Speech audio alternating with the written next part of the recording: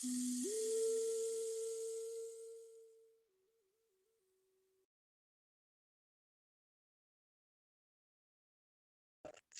welcome to everybody to this third International Congress, and after the first day of our round table between Italy and China, we have now this opportunity to understand what we can learn from Chinese traditional medicine.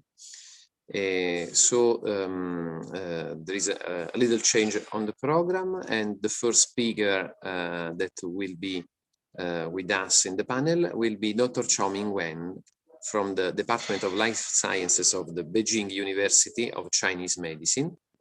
She will have to talk about the theory and practice of Chinese traditional medicine in keeping harmony between human and nature. And I know that there are a lot of people interested also in the second part of the speech. She could not be able to finish last time, and she will also have at the end of this session this opportunity. So Professor Dr. Chaoming Weng, welcome to the conference, and the floor is yours for the theory and practice of Chinese traditional medicine in keeping harmony between human and nature. We are very interested to this topic. Thanks a lot.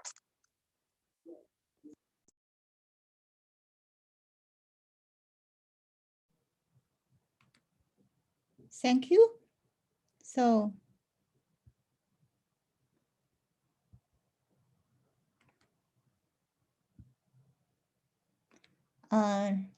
let's begin. First of all, I would like to thank the organizer very much. Well, where is the screen? Oh, for your invitation and kindness.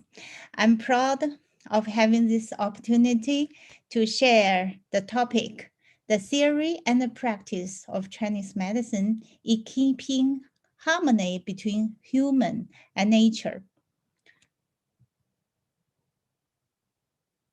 This is our beautiful campus. So welcome to Beijing, China for academic exchange.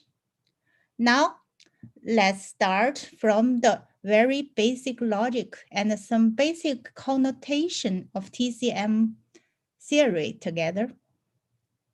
Asian Chinese people have a deep understanding of the laws of the universe and nature. The word universe itself covers our understanding of the connotation of the universe. The Chinese character Yu means space. The character Zhou means universe, means time. So the universe refers to time and space. Our civilization had been exploring the operation law of the universe and nature, and formed the theory of 5 movements and 6 qi. The theory of 5 movements and 6 qi carries the core concept of the unity of heaven and the human. It reveals the impact of the natural periodic law of the universe on human life and health. 5 movements and 6 qi are the original and core basic theory of Chinese medicine.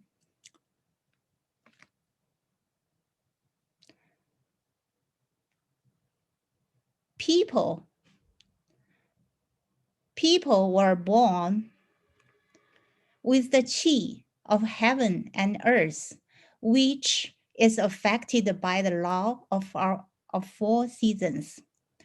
When people are born, they interact with the qi of heaven and earth. Therefore, the Chinese people attach great attention to birthday, because this time represents the state of the body. All visceral, meridians, qi, and blood follow the law of natural cycle. This is the foundation of the unity of heaven and man. This is the scientific foundations.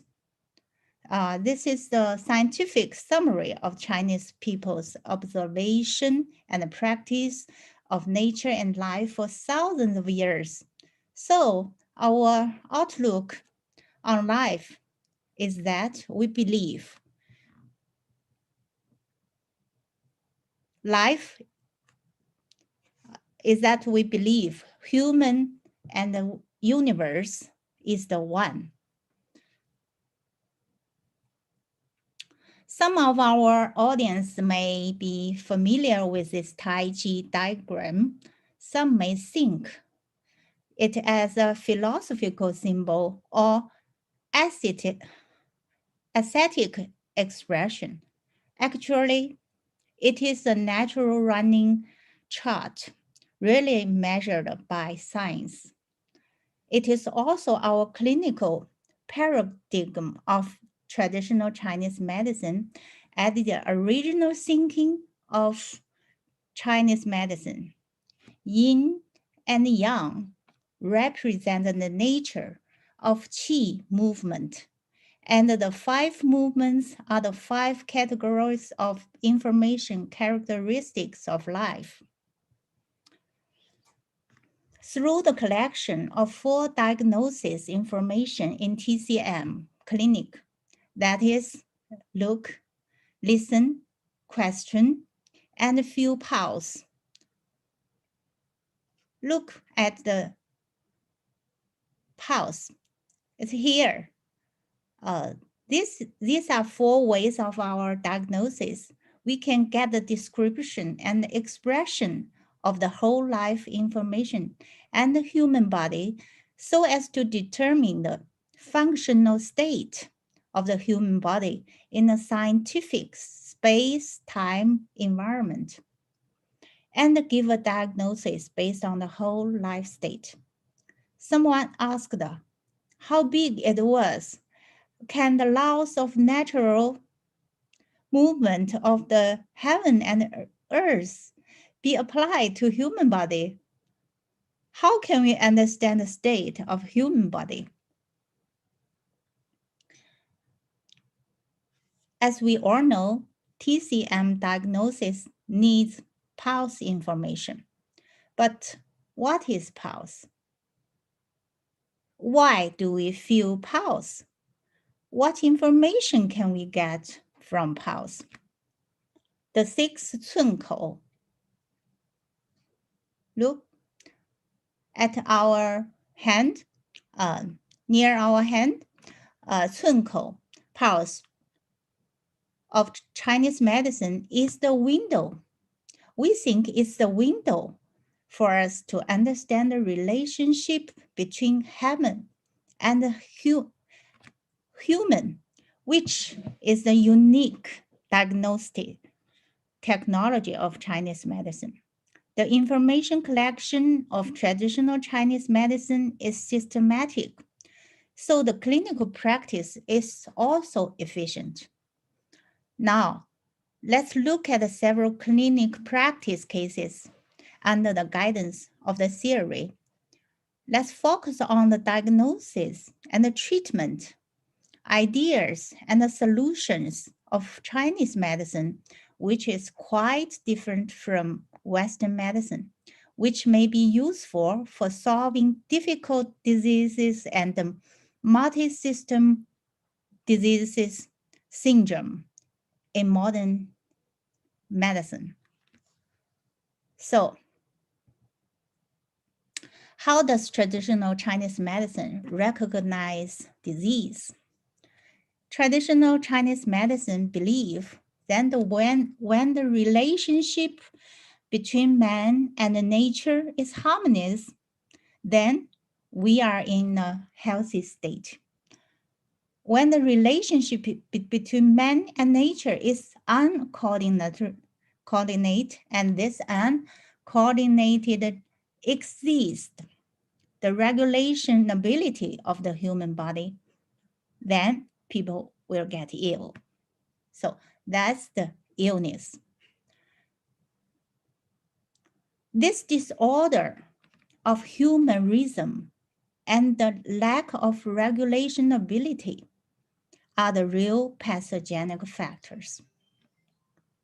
According to this rational knowledge, the Yellow Emperor's internal classic clearly put forward the principles of clinical diagnosis, treatment, and traditional Chinese medicine. That is, we must first calculate qi without cutting down the relationship with heaven.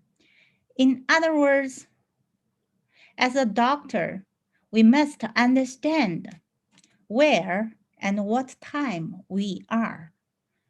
The treatment we take must to make the patient state be harmonious with the natural operation of the universe, not to destroy the harmony. That's our principle. Simply speaking of the theory may be a little abstract. Let's look at a specific case. The patient came to the clinic for treatment because of vertigo for more than 2 months with headache, palpitation, chest tightness, insomnia, and bad dream, frequent nightmares, difficulty in falling asleep, is afraid of cold, dry stool. Western medicine diagnosis is arrhythmia, sinus bradycardia, cerebral vascular blood supply insufficiency, insomnia. The patient's heart rate during the day was only more than 40 minutes per minute. Western medicine suggested that he install a pacemaker. However, the patient came to Chinese medicine for help because he was fear of installing a pacemaker, and also because of the economic reason. Then we will diagnose and treat it according to the idea of Chinese medicine. Our thinking path of our traditional Chinese medicine is first heaven, then human, then illness. The so-called heaven is the current time-space environment. The time of this patient coming to my clinic is exactly the 4th phase of this year. In Chinese calendar, this year, 2021, is defined as the year of Xinchou. That's the Chinese calendar. 2021 is only a digital concept, but in China's definition of each year has a specific meaning.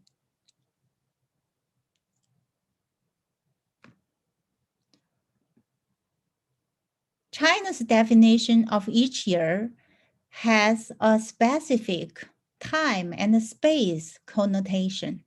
It contains not only the information of heaven and earth, but also the information of qi movement. This provides a very objective reference frame for our clinic diagnosis. Let's take a look at the pattern of this year. This year's cycle is divided into 6 stages. Each stage has a special information expression, the time nodes. Of these 6 periods are January the 20th, March the 20th, May 21st, July 22nd, September 23rd, November the 22nd, respectively. They are great cold, spring equinox, 小满, summer heat, autumn equinox, and light snow. In Chinese concept, these are several very important time nodes. In this way, we may still not understand.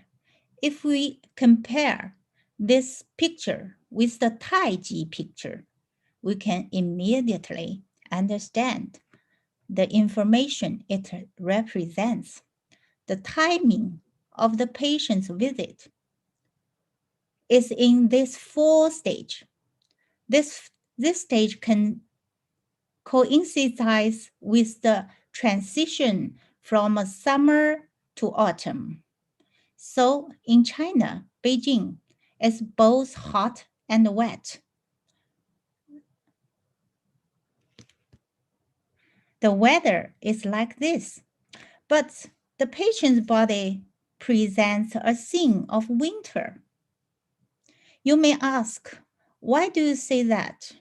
Because winter is a cold scene. Patients with bradycardia, fear of cold, constipation, chest tightness, and other symptoms.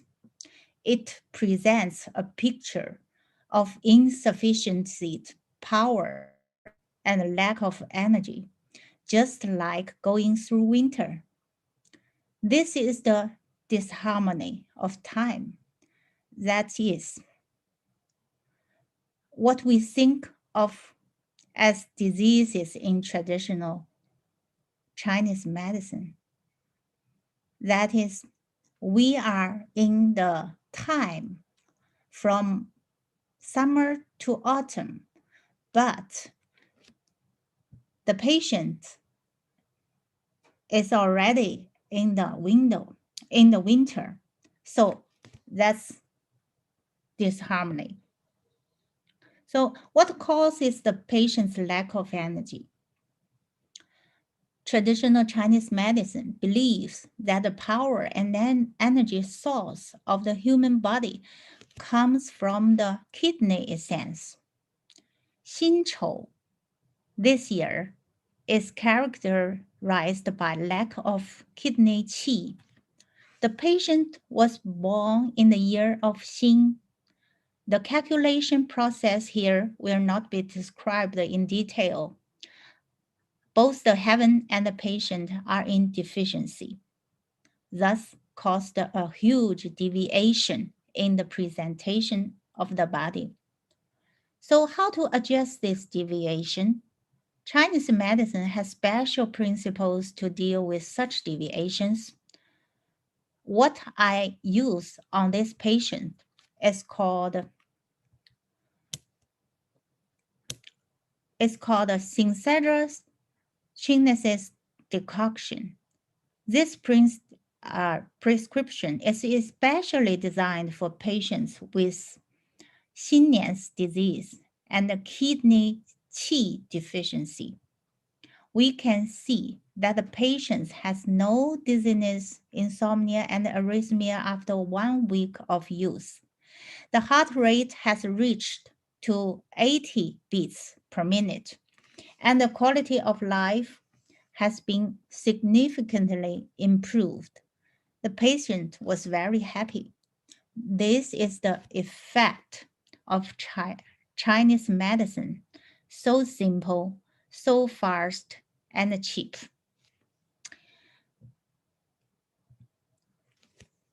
In fact, the condition of this case has involved at least 6 departments in the hospital, such as cardiovascular, cerebrovascular, neurology, digestive, endocrine, and geriatrics.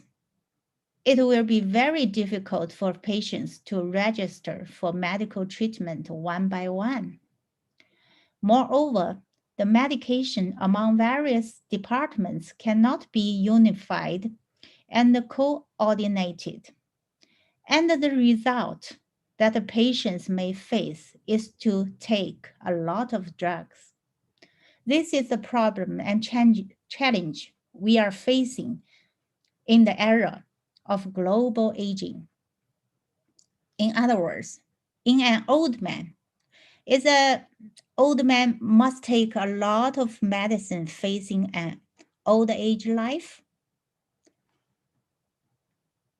The systematicness and the integrity of Chinese medicine have such high efficiency and the superiority.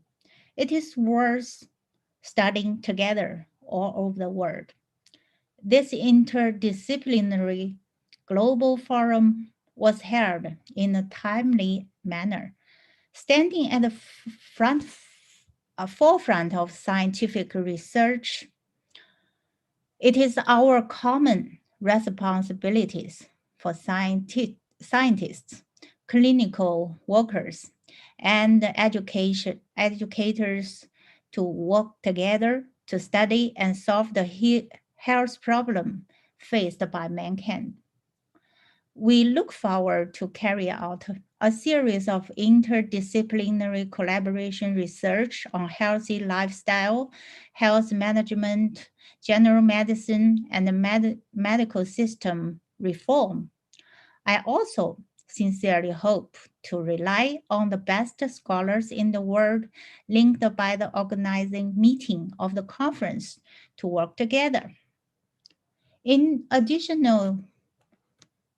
to traditional Chinese medicine treatment, acupuncture treatment is the most popular and well known among traditional Chinese medicine. Now, let me show you the magical acupuncture therapy. What I'm showing is not the acupuncture in a general sense. It is a unique 6-qi opening and closing acupuncture method of Longsha medical inheritage of state administration of Chinese medicine. It has gone beyond the traditional method of acupoint acupuncture and is a special acupuncture method.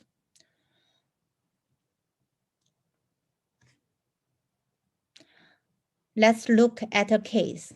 The patient was born in 1973. That is Guichou year in Chinese calendar. Because of the hemianopia after intercerebral hemorrhage and dysfunction of the left side, he is hospitalized with the integrated traditional Chinese and Western medicine for more than 2 weeks. But the treatment had no obvious effect and asked for Chinese medicine treatment.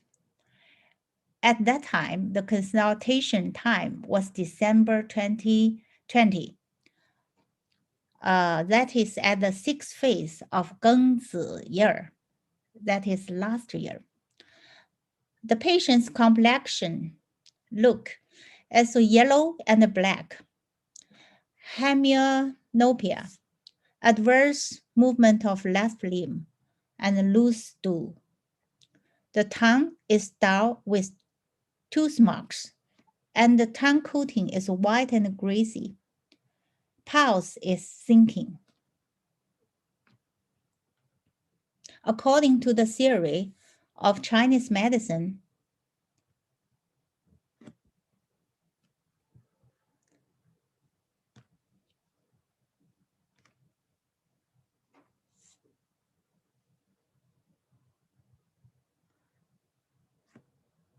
the liver stores blood and opens the orifice orifices into the eye. That means, in our opinion, eye is linked with your liver system. The spleen governs the muscle, the movement, and clearing. And the Gengzi is at the Shaoyin monarch governs the sky. Therefore, the patient were given acupuncture, Taiyin, Shaoyin, and Jueyin. 5 minutes after acupuncture, the patient felt his eyes were getting clearer and clearer, and his left limb could be lifted up. The patient, his family, and the consulting doctor were very happy, and they are very amazed at the efficiency of acupuncture. Look at the video. 5 minutes after acupuncture, he said he can see clearly. 跟好人一样啊！哎呦，那感觉胳膊呢？啊。 He can lift up his left limb. 哎，这个还疼过这个，他从来不敢这么高的抬。啊，松了是吧？松了是吧？腿呢？抬腿，你动动腿。左腿。这个左腿不行。啊，左腿不行。好，走一走啊，待会儿咱们再看啊。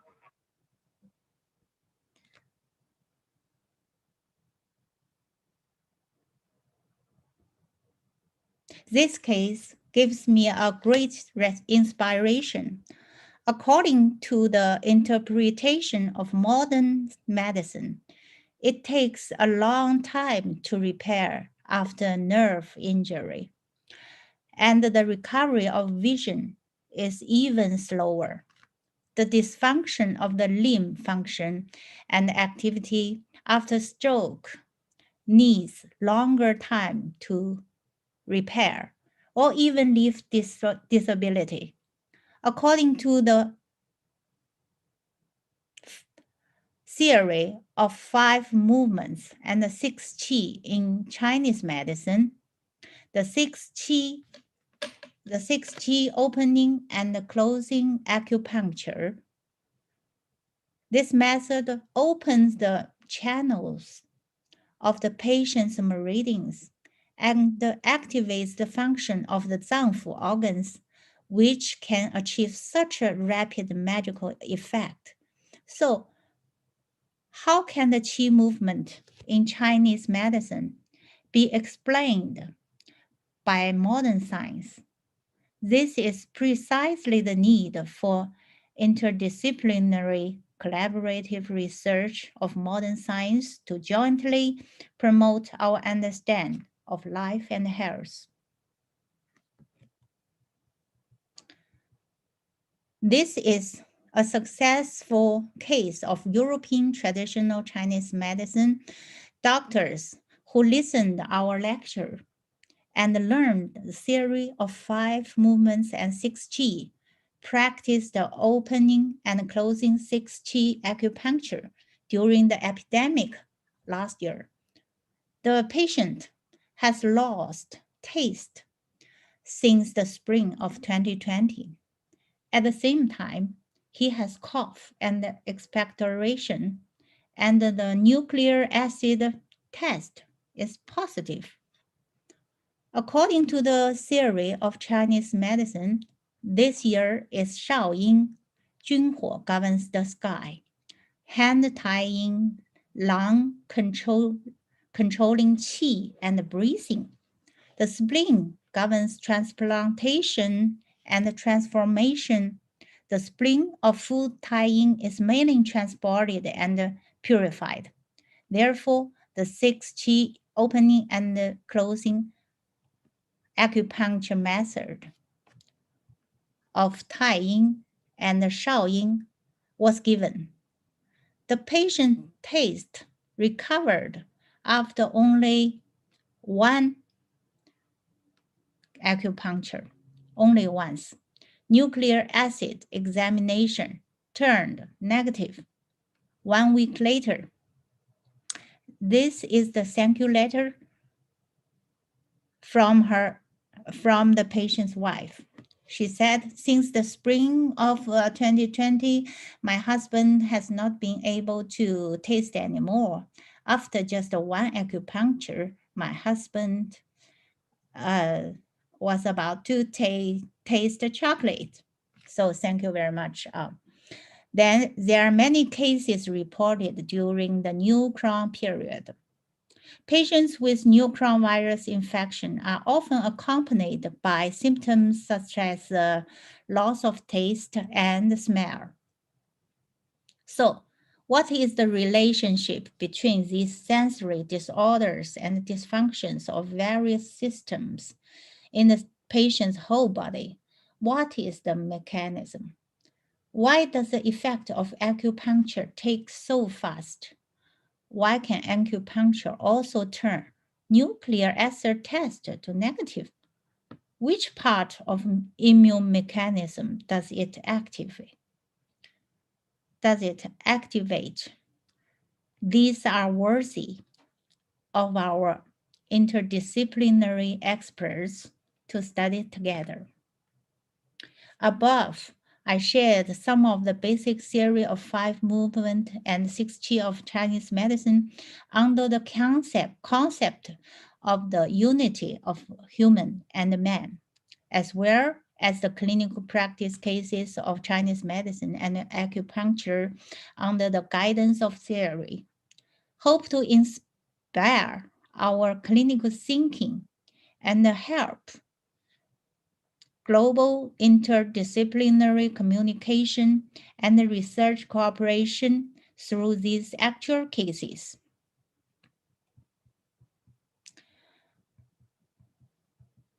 Chinese medicine has always regarded man and nature as a whole, and man's visitors, meridians, qi, and blood are also as a whole.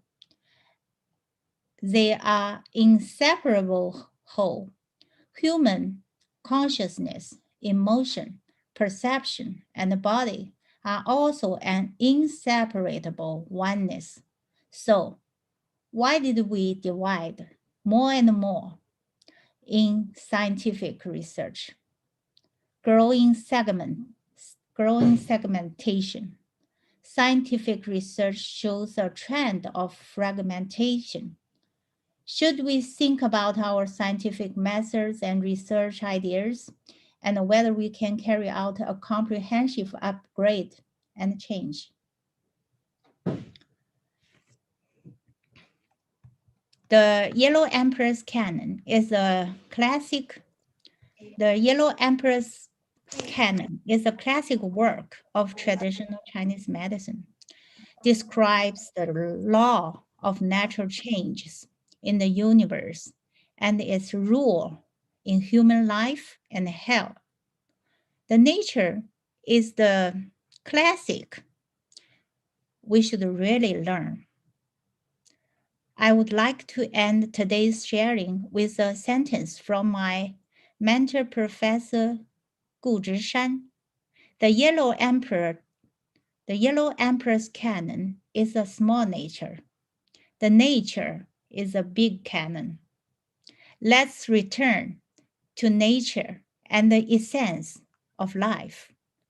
Jointly open the interdisciplinary scientific research of traditional Chinese medicine and lead up the future with the wisdom of ancient civilization. Thank you. Thanks to you. Thanks a lot, Dr. Chaoming Weng, for your beautiful presentation. Really, I believe that all our public has been very interested. But speaking about returning to nature, I'd like to give the floor immediately to Professor Alberto Ritieni, because he has to speak about universal principles of toxicology and pharmacology. Thanks, Alberto, and thanks, Dr. Chaoming. Thanks a lot, Prisco, for the invite. I am very honored to meet with you and free to share my presentation. Probably I have to cut a large part of my times, but we try to see fast. Look, this one, and the first slide is my preferred slide, because on our health minister we have this sentence on the wall: health is a complete state of physical, mental, and social well-being, and not just the absence of disease. This is an important sentence that changed the paradigm of the health and other. So from this point, more or less 60 years ago, we have changed the view of the well-being and health. But my presentation is focused on the Chinese diet, because in history, health has a balance between Shen, Jing, and Qi. My Mandarin is terrible, I understand, but my English is the same too. But I try to use the English accent. These are forms of energy responsible for gut function of body and all the organs of our body. Disease is, on the contrary, a disorder in the production of the circulation of energy, and the symptoms sometimes are confused with somatopsychological effects. But it's very interesting because in the Oriental therapies, the health was maintained by following the way they are. The nutrition of life is especially made with internal practices: meditation, qigong, nutrition, acupuncture. I see the previous presentation with acupuncture. But the difference between our nutrition model and the East evolution: in the West side, we have a scientific revolution change in the in 1600, and then two centuries after, build of physiopathology, and only in the last century, clinical and the therapies based on scientific method. In the East part of the world, the traditional medicine, traditional Chinese medicine, is a result of the stratification of 2,500 years of experience following the same paradigms. Is more conservative as model. But I want to approach about the nutrition and the cooking on the food approach between Chinese and the West model. In the Chinese food, the food is clean, is completely heated. There is a very, very small part of not edible foods, and typical of Chinese cuisine is wok and Chinese knife. This is a very, very parallel with the new model of Mediterranean diet or nutrition model about low wastes and use all the part of the foods. In the Chinese tradition, this is very, very handsome. You see that in Italy, the real economic explosion of Chinese restaurant is in 1980, because a lot of restaurants with the Chinese tradition coming in Italy, and was very interesting for the people because it's a low price and it's possible to extend the social range of the visitor at this restaurant before this time is not very accessible, available for the people. because it's so cheap. And this is a more toxicological part. For example, the management of this restaurant is very cheaper because it's a familiar management. But the cost of the chef is very low because often are replaced by chef coming from other part and not from China. The Chinese cuisine is very, very poor. The ingredient is vegetables not rich in meat, for example, and there is not waste of ingredients. And the cooking methods require low energy because a lot of the dishes, a lot of the meals are heated with very, very low technological treatment. In Italy, but it's changed the Chinese food because we have some condiments like garlic or the onion as eliminated because it's not acceptable from Italian people from west part of the world, and on the contrary, the monosodium glutamate as additive has been added to these dishes. The problem of monosodium glutamate, this is sodium salt of glutamic acid, is an amino acid glutamic acid, but give a lot of problem for some people because it's more sensitive to these compounds, but is useful for chef, for cuisine, because enhance the flavor, giving the new flavor, the fifth flavor named umami. In the European community, this additive is codified with the code E621 and is regulated the quantity and the kind of the dishes where it is possible to use this additive. Does not fix an acceptable date intake for glutamate sodium, but for many years in the Chinese restaurant, there is a very fake news about the Chinese syndrome because the glutamate sodium salt is related to some problems on the health of the consumers, but this is not true.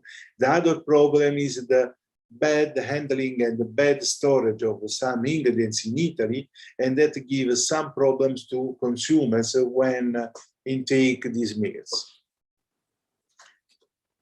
In the east part of the world, the philosophy, I listened the previous presentation, is based on yin and yang, two different and two opposite forces, and on some part, 5 fundamental flavors, 6 tastes, 4 textures, colors, and other. So I have tried to resume the yin and yang, and this is a typical fight between 2 different forces, female against male, night against day, etc., etc. But in Chinese food, it is possible to identify a Chinese food pyramid, and is divided in the typical macro foods categories according with the Suwen. Suwen is the most important medical text in China, 81 chapters, and is very, very similar to our Hippocraticum test or Galen or medieval medicine book of Islam world. And the difference is the time. The Suwen was typed in 2600 years before Christ. For Hippocrates and other nutrition model, we have to wait a lot of years to see the same concepts. Very, very quickly, we have in Chinese food pyramid, first level with the cereals, rice, pasta, starch products. In the second level, a lot of fruits and vegetables, and as considered the adjuvants, because they are very support for digestion process, and they are principal inserted in the yin and rich in yin nutritional properties. The same for dried fruit, very, very rich as a nutritional value. And we know that in west part of the world, now the dried fruit are considered very useful for vitamins, especially lipophilic vitamins that they contains. The 5 vegetables are regarded satiety or food fulfill. Another very similar concept that we have in the Occidental in the West model, because vegetables are in and they're related with the heart, are very rich in water, and it's important for Chinese to eat a lot of fresh vegetables. The same in other model, and it's possible, for example, to eat a lot of fruit and vegetables and reducing meat. Vegetables are very treasured, and if you see the last sentence, if you don't eat green for 3 days, you can see a golden stars will come out. It's possible your race that you can create in this way. Third level is meat. The same in Mediterranean pyramid. You can eat fish, shellfish, eggs, but other dairy products. In the 4th level, you find condiments, oil, vinegar, wine, spice, and there is another typical sentence of Chinese. The 7 things that cannot be missing at home are wood, rice, oil, salt, soy sauce, vinegar, and tea. I hope that the sentence in the last part in Chinese is more or less right. Of course, another typical approach, but it is important because all these aspects confirm that a nutraceutical aspects of the Chinese foods for the health and the body. Because Chinese love broth foods, soups, or soups with the pasta, or soups with the mushrooms, with fish, with eggs, because this kind of soup help the digestion and are very, very suitable for all age, with or not not related to age, but are rich in water, and it's possible to use a soup with temperature warm, so we can help the digestion. In Chinese, is typical to of medicinal or therapeutical soup based on cereals, additional with other parts, for example, vegetables or other kind of foods. It's very, very, very interesting that in the millenary therapeutic dishes, the sentence "cure with medicine, heal with food" is typical of our model, but it's the same in Chinese. For Chinese cuisine, even today, therapeutic soups are considered medicinal dish without problem about the preparation. But from toxicological point of view, the vegetables have to be fresh, have to be well stored, because it's possible that they coming molded with the possible presence of mycotoxins produced by microfungi, or it's possible to find some contaminants coming from soils like heavy metals or other.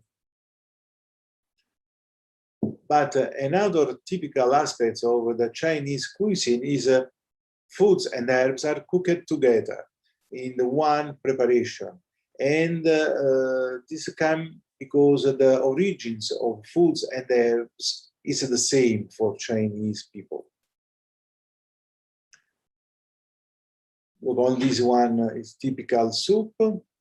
And in these therapeutical dishes, that includes cereals, rice, barley, and does not always depend on the doctor, but is typical traditional Chinese family canoe that is independent from Chinese traditional doctor, and each family has a typical recipe. Each region is well prepared for a typical soup, is different from other part of the same region. Look that among the specific function are the tonic action of yang, yin, and vital organs, and all these soups are used for detoxify, increase the diuresis, for prevent some disease, or to guarantee the state of health, or in other words, the well-being of the people that use this soup or these therapeutical dishes. In these therapeutical dishes, we have a lot of herbs like flowers. In west part, we have only few ingredients like flowers, but in Chinese it's common to use roses, lily, chrysanthemums. We have roots like in the west part, but in China we can find the ginseng, or you see the goji berries. Now you will see that in Italy a lot of these products are considered important for our health. And the nutraceutical has been discovered in China many years before Stefan de Felice, because the Chinese supplements is the masked concept that is in the good soup, seasonal food, use the spice, use, for example, fresh, not too much transformed food, because there is a lot of additives and all other compounds, artificial molecules that are added to store and all. It's interesting that for this kind of approach, use fresh and local foods like just free, increasing with fresh and local foods the beneficial effects of the body. Don't use many ingredients. In China, 2 on 4 are considered a good number, but in Italy we have, for example, in our gastronomy, a lot of ingredients. Don't use metal containers, because during the cooking it's possible that the containers can release molecules or heavy metals. Don't use too hot or too cold food, because it can give some problems to our stomach. And this is the energy. I hope that the Chinese colleague can agree with me. That is the list of the essence, energy, spirits, liquids, organic, and blood, and the corresponding Chinese aspects. Only that for Chinese cuisine and Chinese traditional, is important that we have a lot of advantage if you choose max in, for example, foods coming from weather and health, and we have other advantage with young foods coming from, for example, hair. But the concept is ripe fruits exposed to the sun are young compared with unripe fruits. Now we have discovered this with many studies on contents of vitamins, and we saw that the ripe fruits is very rich in vitamins, for example, lycopene or vitamin C. On the contrary, the unripe fruits is not so rich and is not useful for our health. The last part is about cooking methods, because in Italy, in the west part of the world, we have very stressful cooking methods to store for a long time the foods. On the contrary, in China, we have the methods very not stressful, with fermentation, with cooking with steam, and don't prefer the oven or the fried. It's possible to choose cooking many interesting for our health and not stressful for our body. Finally, with about toxicity, in China, not is possible theoretically to use transformed transformed food, OGM, but we have to give attention to food adulteration. Don't use a lot of chemical compounds to enrich the foods or with color or with other properties. So you see that red light that corresponding with many suggestions that we go to in what we have in Western part. So, for example, is not preferred sweetened and fruit yogurt, is not preferred long life foods, not preferred ultra processed food. On the contrary, is possible to use free vegetables, cereals, a lot of fibers, or for example, fish with a good part of fats. I am sorry, but I have cut mainly because the time is too short, and I have to give another presentation in another webinar in a few minutes. But I hope that the presentation so clear. My English is, of contrary, is completely not clear, but the concept is, I think, is good. We have to learn a lot of from Chinese traditional, and probably many of our statements coming just from Chinese cuisine. Many thanks, Alberto. Thanks a lot. I will immediately ask to Dr. Chaoming Weng to continue after this presentation made by Alberto Ritieni from the UNESCO Chair on Health, Education and Sustainable Development set at University of Naples, Federico II. I will ask to Chaoming Weng to finish the presentation about the Chinese food that she was not able to finish last time on last meeting. So we will close we will close the loop on Chinese food, if possible, Chaoming.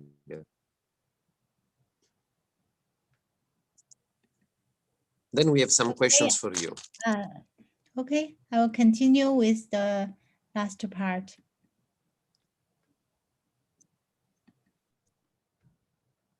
Really, thanks a lot.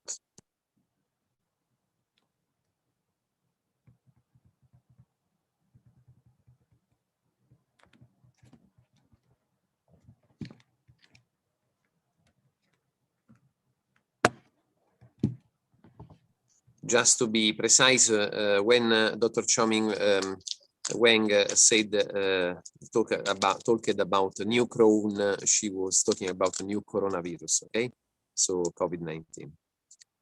Yes. Where?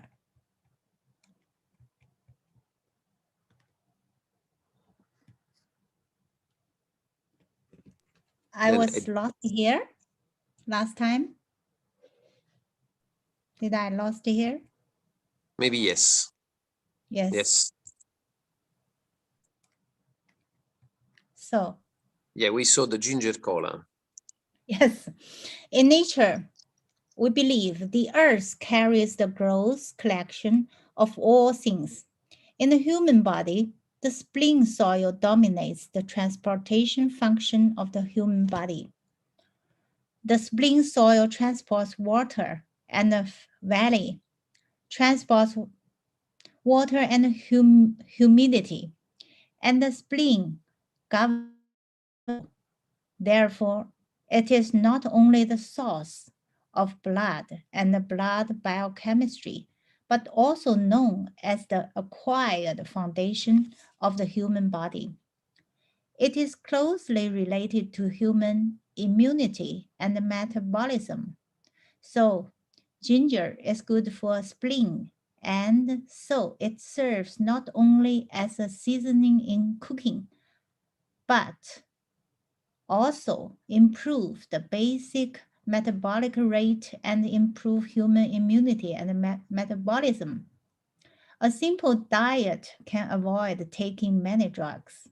This is undoubtedly a feasible and implementable simple step to get out of the misunderstandings of drug dependence and move from pharmacy to kitchen. Move from pharmacy to kitchen in the future is my hope. Chinese people have known the importance of protecting the spleen and stomach since childhood. No eating the raw and cold is a healthy lifestyle handed down by the elders. So we Chinese drink hot water and tea and soup, and our Chinese Chinese 瓷器 is also made for this use. This is undoubtedly another healthy lifestyle. The incidence rate of obesity and cardiovascular diseases in China was very low in the past. It is the result of China's adherence to healthy lifestyle under the limited material conditions.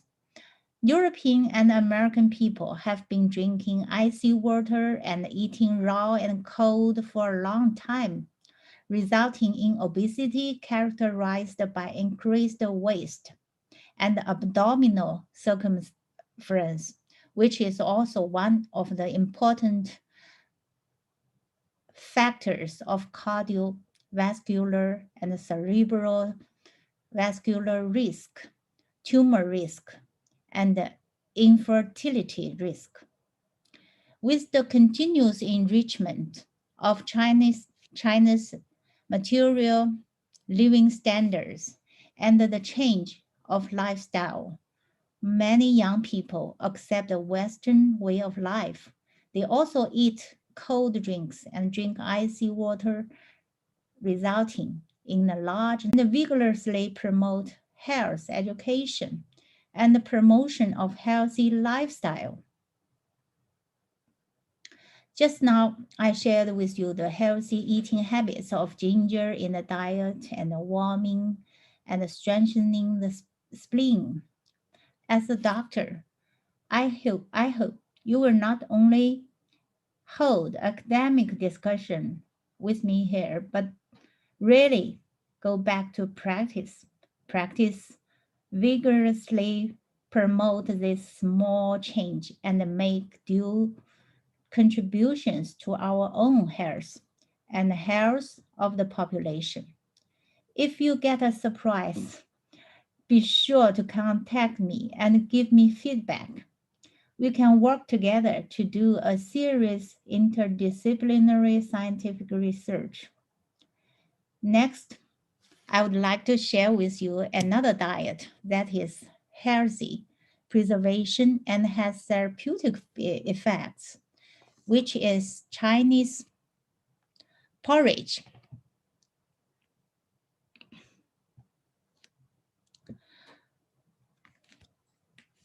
As just now we mentioned,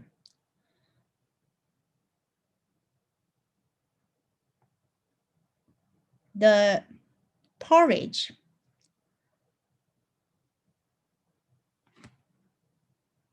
can not only nourish the stomach, but also save lives. I will tell a story. One day, the emperor asked the famous Asian doctor Qi Bo. He said, I want to understand the truth and falsehood to decide death and life. The yellow emperor said, I would like to hear the truth and falsehood to decide death and life. Qi Bo said, five deaths of excess syndrome and 5 of deficiency syndrome. So the emperor said, I would like to hear. These are the facts. So what is the 5, excessive syndrome. The pulse is massive. The skin is hot. The abdomen is distension. And the anterior and the posterior orifices are blocked. And the stomach is stuffy. This is the very dangerous symptoms of death. That's the excess syndrome. And the 5 deficiency syndrome, very dangerous, also going to die. The pulse is thin. The skin is cold. The qi is less. The anterior and the posterior orifices is discharged. And the diet can't get in, which is the 5 deficiency syndrome. So it's a life-saving and health preservation. That is porridge. According to Luo Tianyi's book, 保健, porridge made of Japonica rice and corn has a weak smell, so it is light and comfortable and can facilitate urination. There is a case that said one was critically ill, but never took medicine. The doctor told him to eat millet porridge and put an end to other medicines. His condition improved after 10 days of recovery after a month.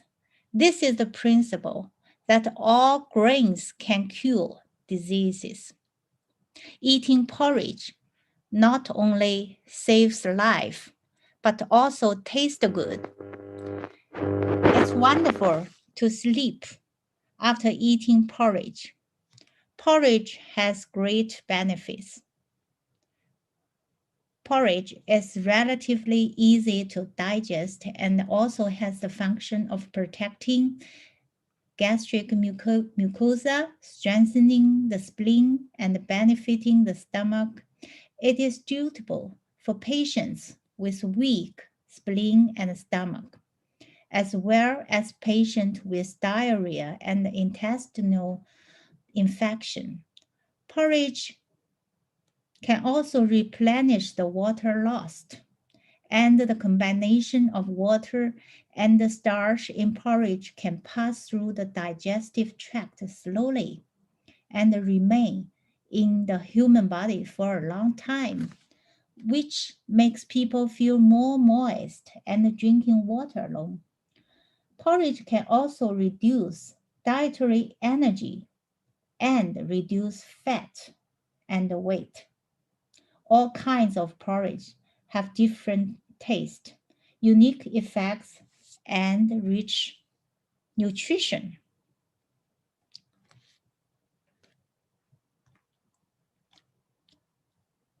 For people who eat raw and cold food, you may try ginger and hot porridge I just mentioned. This is undoubtedly a small measure that can be implemented in life, especially for people who are still fighting the new coronavirus infection epidemic. They should do a good job in self-protection.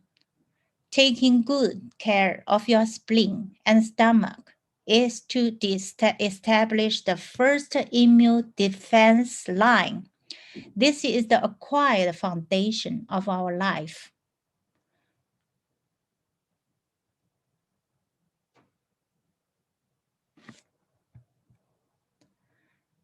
Everyone is looking forward to Chinese food. It is not only taste very good, but also won't get fat. I once thought about a question. According to the modern scientific calorie calculation method, the table of dishes we Chinese eat has already exceeded the standard. Why not? But why aren't we fat? Why do some people dare to eat only on a hamburger per meal every day, but they are still fat? Persistently obesity. In Chinese calendar,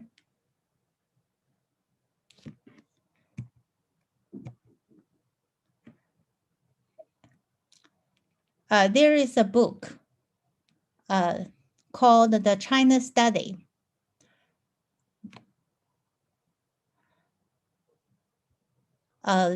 It studied the Chinese habit, why Chinese people have a very low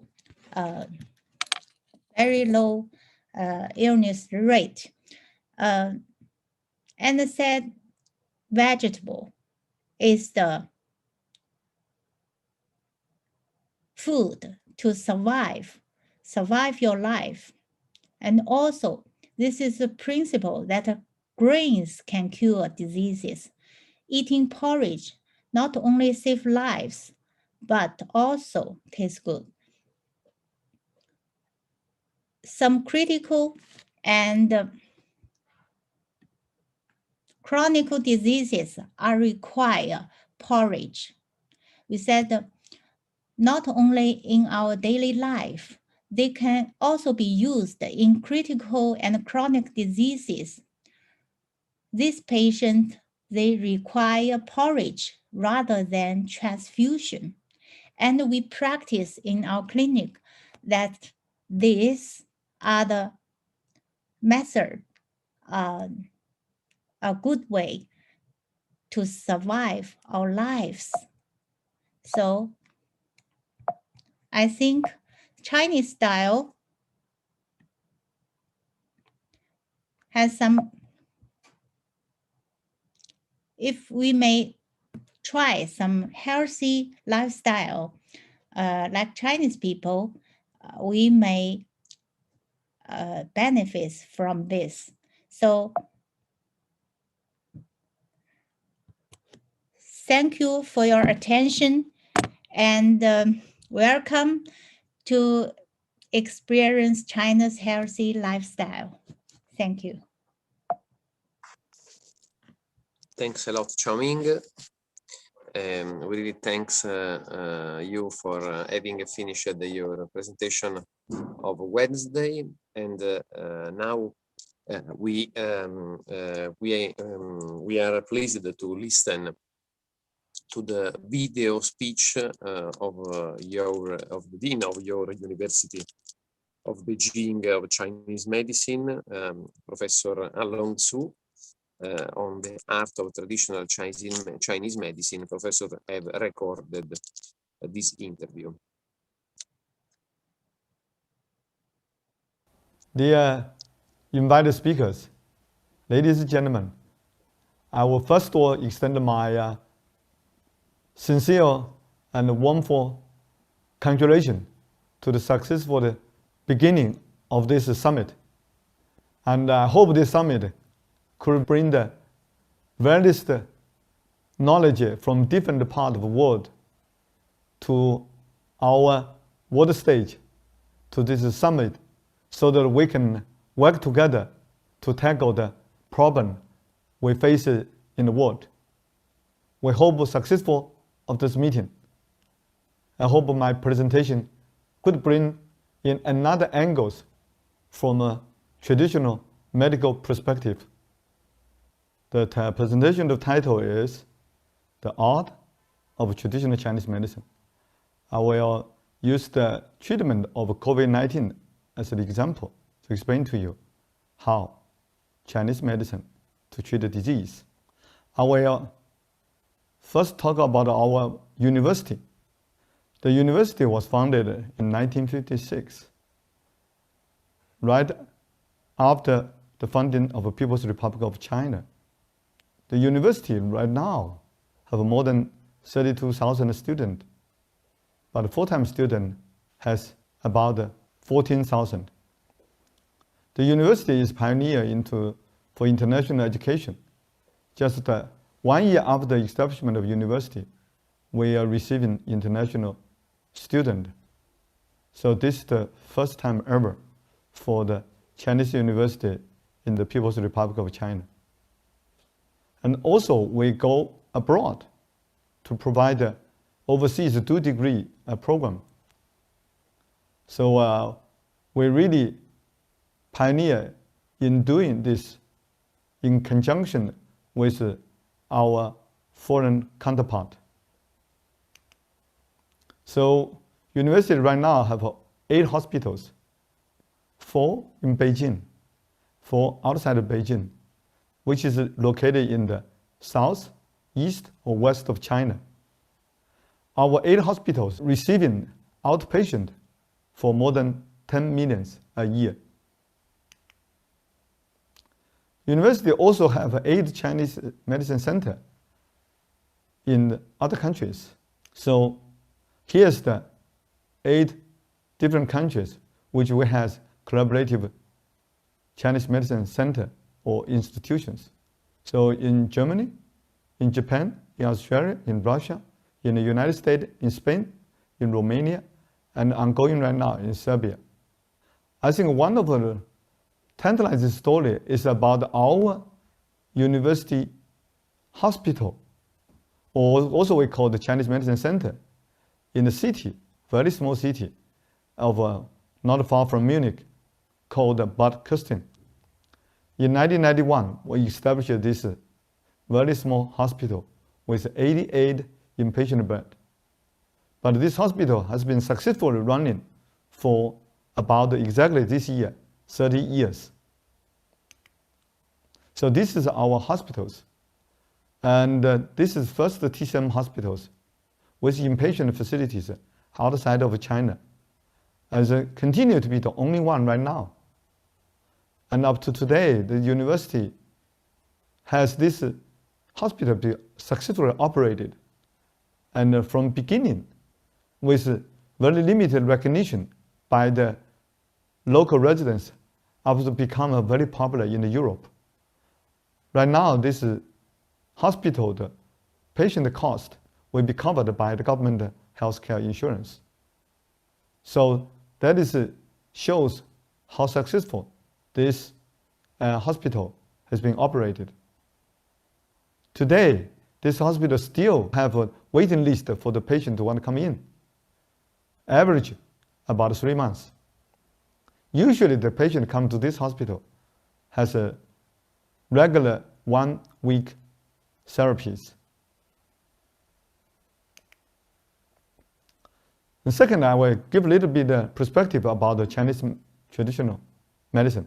Right now, the modern medicine, what we also call the Western medicine, have also given us incredible advances in everything from surgical to diagnostic machines, antibiotics to life-saving pharmaceuticals, and cutting-edge research to wall-to-wall possibility for extending longevity.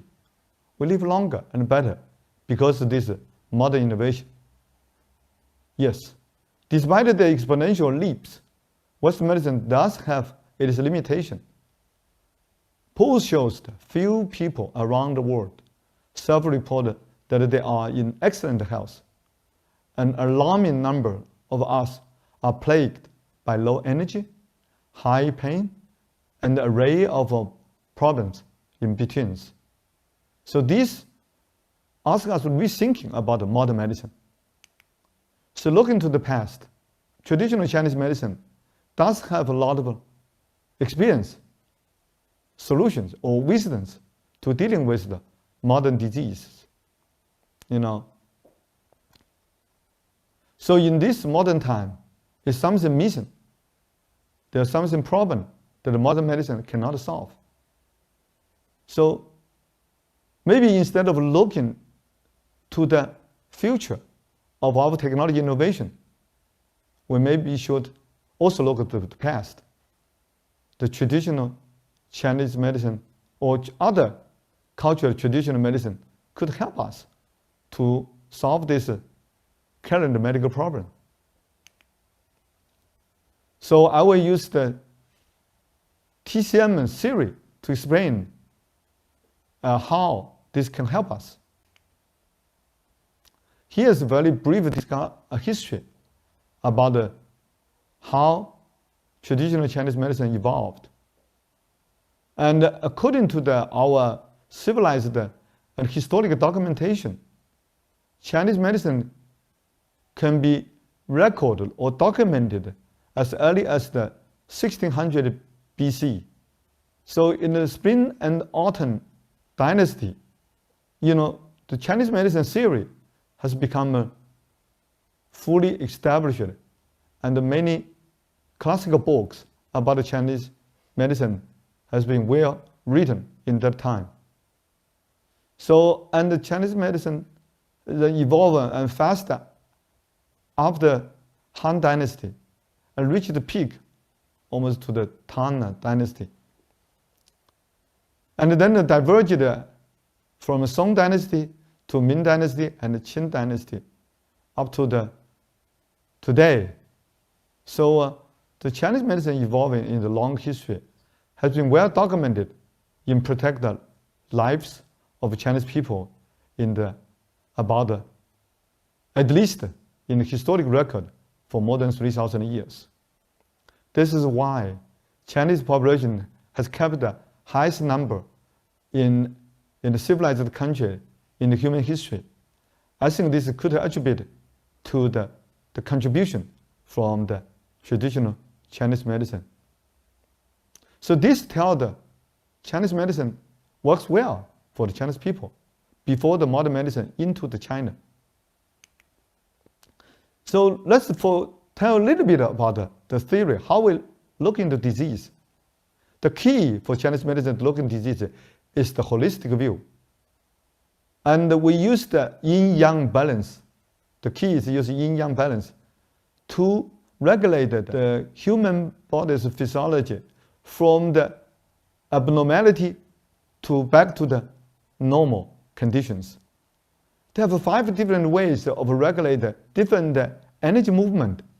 So in the ancient time, Chinese medicine used the element of a material to define such energy and material conversion of a movement, which is called wood and earth and water and metal, and those 5 different kind of fire. So this 5 energy movement has their relationship. Some is in the stimulating relationship, some is inhibitory relationship. So use this kind of relationship and yin-yang balance, the Chinese medicine doctor could treat all kind of the disease in the history of China. So this is how Chinese medicine works. Here I would like to compare the Chinese medicine with modern medicine and in the current time, and also for the future for the audience to think about it. On the left-hand side, and we see the character of Chinese medicine. For example, holistic view and individualized treatment. Every Chinese medicine therapy prescription is individual-based.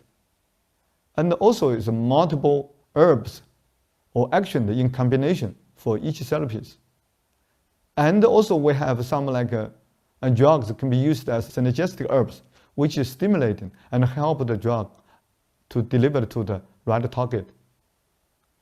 And also Chinese medicine emphasized the treatment before the disease appeared, which is we call the doctor who has such ability has to be called the best Chinese medicine doctor. It's not for the doctor who treated the disease, instead of for the doctor who treated the disease before the disease appeared. We think this kind of doctor be highest skilled for doctor. And also we talk about the rebalance of life and to nurture life for longevity. So we have many different the exercise such as Qigong and Tai Chi and Ba Duan Jing, so forth. So this kind of really can help maintain the quality of life. But you think of the modern medicine right now, for example, they also have this modern medicine really getting too close or too near to thinking of Chinese medicine. For example, right now it's become a hard area to use the system biology to study the human body, to understand the body biologies in various approaches. For example, genomics, transcriptomics, proteomics, metabolomics, so forth. So those kind of technology to use to dissect the human body, to understand the body biology and the disease pathogenesis. So this is very similar to the holistic view of Chinese medicine. Secondly, right now we talk about the precision medicine. Precision medicine is based on the one key factor, which is individual based, which is based on the individual genetic biomarker to prescribe the rightful treatment. So it is very similar to Chinese medicine, individual-based prescription. Also, multi-combinatory therapy, for example, cocktail therapy, combinatory chemotherapy, so forth, it's very similar to the multiple herbs prescription of Chinese medicine. Also, delivery technology, such as nanotechnology, which help deliver the drug to the right target, and similar to the synergistic herbs of Chinese medicine. And what about the modern quality of life? And the quality of life is really determined the health condition for human beings to the very significant percentages. According to WHO surveys, nearly more than 60% the factor based on the quality of life, which is contributed to the health of human being, not a disease. So to manage the quality of life is become really modern medicine's future focus. Means this kind of preventive measure, which is very similar to Chinese medicine philosophy. So by comparing these two systems, it's about time for us to think about convergence of these two systems and integrate them, the best of both two, and together to create an integrated medicine for the future of human beings. So this is why I like to use the next for the treatment of COVID-19 to see how we, in the modern time, to tackle this, infectious disease. So this is about a story about COVID-19. So in the right beginning of the pandemic of the COVID-19 happened in Wuhan, in China. So Chinese medicine become evolved into this treatment of the disease. So we as Chinese medicine, we don't need to identify exactly nature of the virus, but we still can diagnose the disease based on the unknown cause of the pathogens. How? Because we're based on the symptom of the patient. From the symptom, we may understand how the pathogens, destroyed our internal organ, how do the pathogens bring the symptom to the human beings. So this is give the very powerful approaches for the Chinese people to control this emerging pathogenic disease. So for example, based on the symptom, patients contract the COVID-19 infections. They have several symptoms, for example, high fever, coughing, and lack of energies, and in the later stage become some organ failure due to the over-inflammation by the cytokine storms, so forth. So we can analyze these symptoms, and then we can see how does the symptom related to what kind of description of Chinese medicine. Then we have classical recipes which can be used to treat this symptom. not only with the herbs, but we also have other approaches. For example, acupuncture, moxibustions, even qigong, so forth. We can use those integrated approaches of Chinese medicine together to treat the COVID-19 patients. So how we can to reach this medical benefit? I think first the theory, first the principle behind this efficacy is that through the Chinese medicine treatment, we can adjust the ecosystem of human bodies, particularly where the virus resides. By changing the ecosystem, make the environment unfriendly to the virus. So the virus could not propagate or may not survive longer to infect other organs. So keep the virus on check. So the virus could not induce the pathological changes within the organs.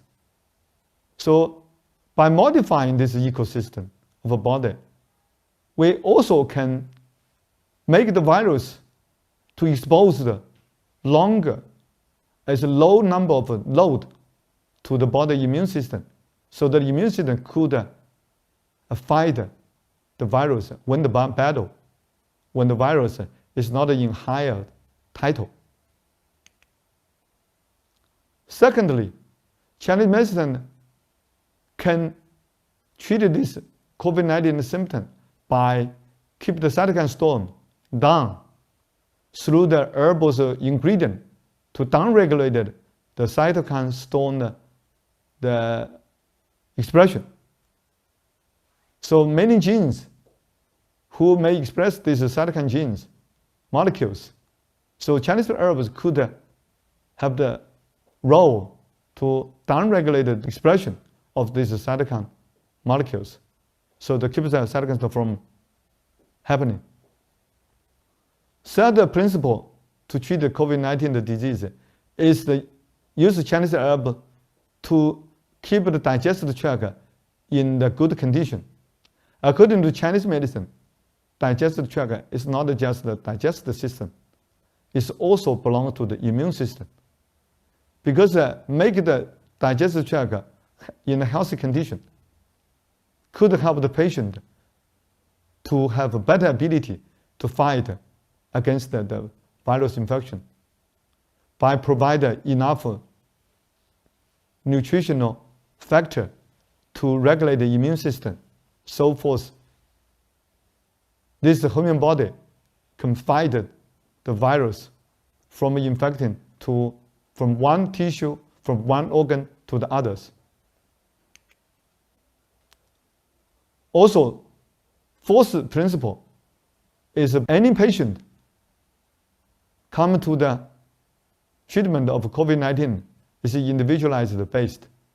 So Chinese medicine, we use the individualized herbs to treat each COVID-19 patient. The fifth principle about the Chinese medicine to treat the COVID-19 disease is the focus on the rehabilitation for the patient being discharged from the hospitals.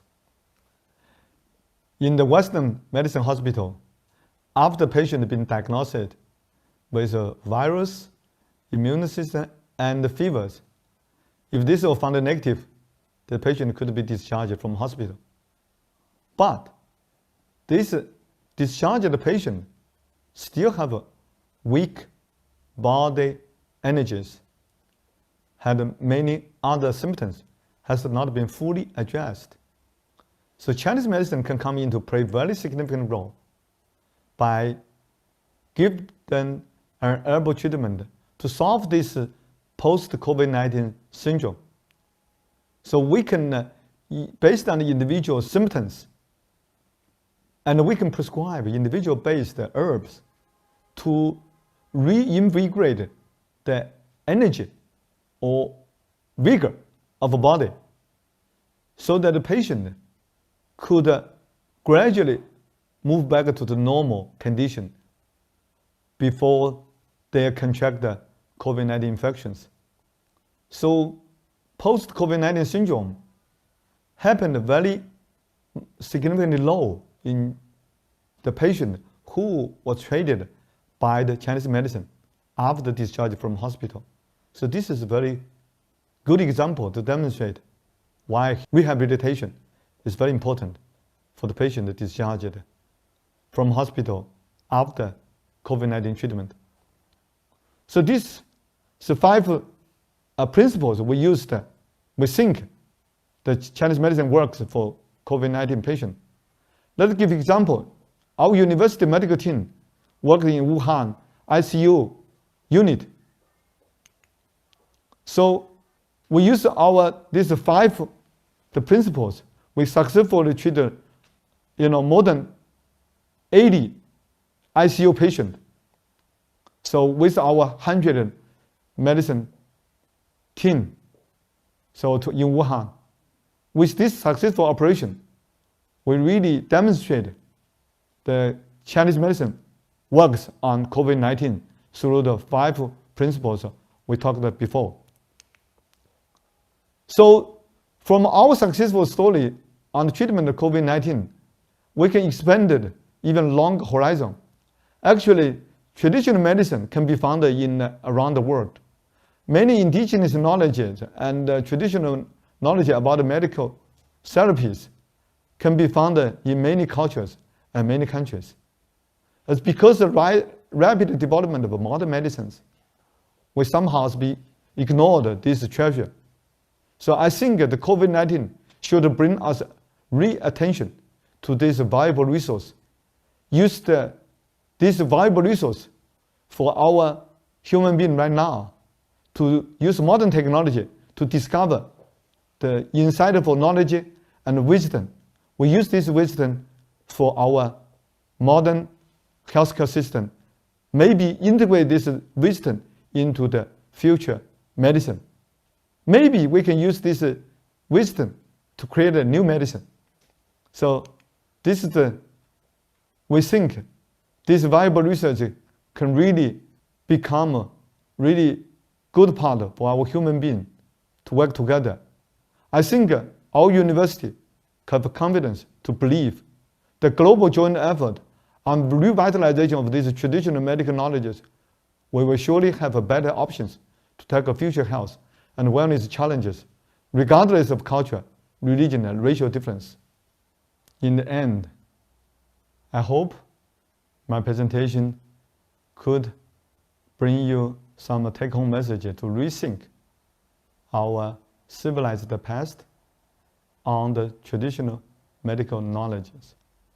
From those ancient wisdom, we may be able to develop a new innovation to tackle our human health problem in the future. Thank you.